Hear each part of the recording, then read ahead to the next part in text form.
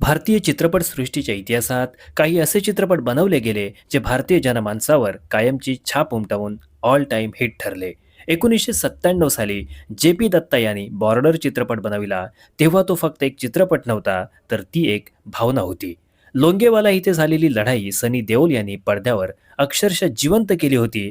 तेव्हा थिएटरमध्ये बसलेल्या प्रत्येक भारतीयाची छाती अभिमानाने ताठ झाली होती. या चित्रपटाची सर्वात मोठी खासियत होती या चित्रपटात दाखवलेली ओरिजिनॅलिटी.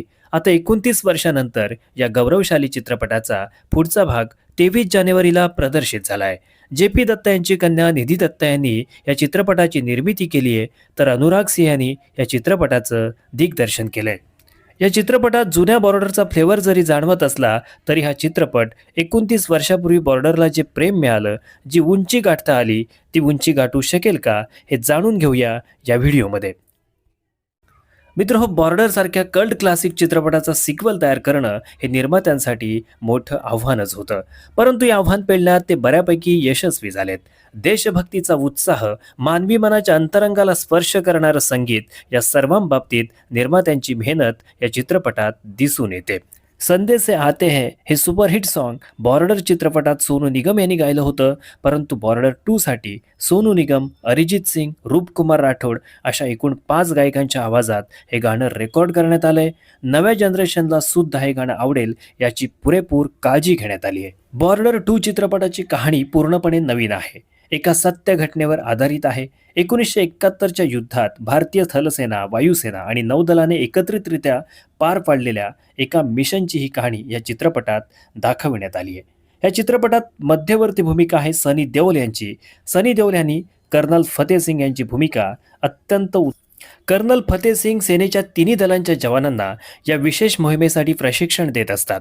या विशेष तुकडीत मेजर हुशियार सिंह दहिया म्हणजेच वरुण धवन, एअरफोर्स ऑफिसर निर्मल सिंग म्हणजेच दलजीत सिंग दोसांझ आणि नेव्ही कमांडर MS रावत म्हणजेच आहान शेट्टी यांचा समावेश असतो.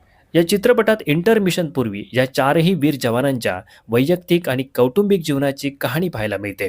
त्यांच्या कुटुंबियांचं बलिदान, योगदान चित्रपट पाहताना रसिकांच्या डोळ्यात पाणी आणतात. इंटरमिशन नंतर युद्धाचे प्रसंग आणि तगडी ॲक्शन पाहायला मिळते. युद्धाचे प्रसंग, चित्रपटाचे डायलॉग्स जुन्या बॉर्डर चित्रपटाचा स्वॅग जिवंत करतात. पडद्यावर एका बहादर जवानाची भूमिका साकारणारा सनी देओलसारखा दुसरा अभिनेता बॉलिवूडमध्ये नाही, हे सनी देओलने पुन्हा एकदा या चित्रपटाच्या माध्यमातून सिद्ध केलंय. चित्रपट रिलीज होण्यापूर्वी वरुण धवनवर टीका झाली, परंतु चित्रपटात वरुणने फारच सुंदर ॲक्टिंग केली आहे. आहान शेट्टीचा स्क्रीन प्रेझेन्स बऱ्यापैकी इम्प्रेसिव्ह वाटतो. महाशक्ती महा डायलॉग सुनील शेट्टीची आठवण देऊन जातो. दिलजीत सिंग दोसांझने सुद्धा चित्रपटात रसिकांचं दिल जिंकेल अशीच भूमिका साकारली आहे. चित्रपटाचे डायलॉग सुद्धा अक्षरशः धासू आहेत. हद में रहो वरना ना ये सरहद रहेगी ना तुम रहोगे. हा डायलॉग जेव्हा पहाडी आवाजात सनी देओल गरजतो, तेव्हा देशभक्तीने मन प्रफुल्लित होतं. इमानदारीने सांगायचं झालं तर निर्मात्यांनी बॉर्डर 2 हा अतिशय मेहनतीने चित्रपट बनवलाय आणि चित्रपट अतिशय उत्तम झालाय. व्यावसायिकदृष्ट्या सांगायचं झालं तर हा चित्रपट 500 कोटींचा गल्ला डिझर्व करतो. परंतु जुन्या बॉर्डरची बरोबरी हा चित्रपट करू शकत नाही, एवढं मात्र आवर्जून सांगावंसं वाटतं. बॉर्डर 2 प्रत्येक देशभक्त भारतीयानं अगदी सहकुटुंब थिएटरमध्ये जाऊन पाहावा इतका सुंदर चित्रपट